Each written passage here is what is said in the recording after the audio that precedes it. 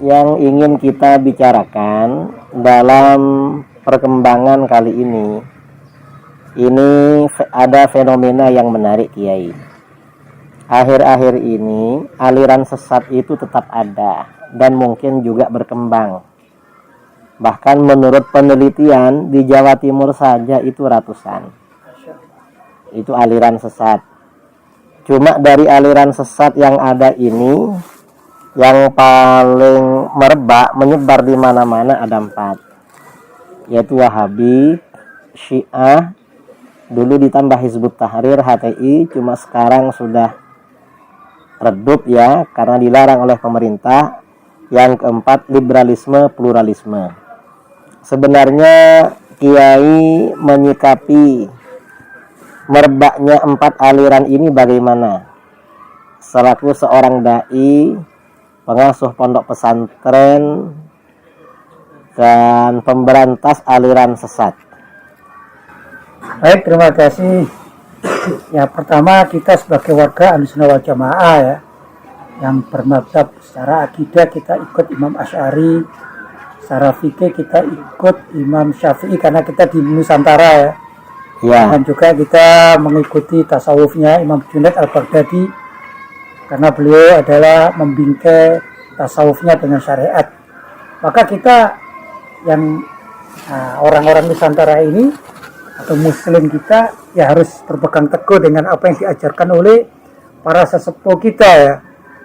Itu pertama, karena kita hidup di zaman sekarang ini memang kalau nggak tahu tentang bagaimana kita berakidah yang benar, itu tanpa sadar kita bisa terseret arus dalam kesesatan ya.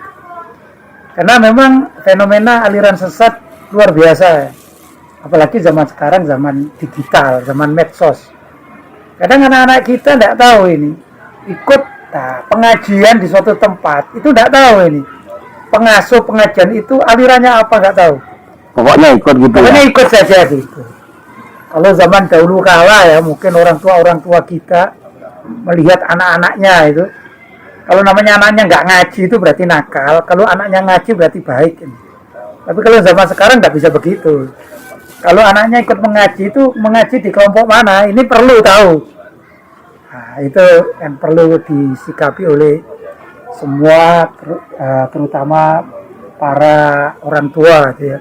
Harus tahu lah, harus jeli melihat bahwa memang aliran di Nusantara ini, kalau kita bicara di Indonesia, Nusantara pada umumnya itu ya macam-macam tadi. Wahabi pun masuk, Syiah masuk kan gitu ya. Dan yang sekarang lagi marah itu liberalisme. Kalau saya melihat Wahabi, artinya begini, Wahabi itu memang satu aliran yang masuk dari luar ya.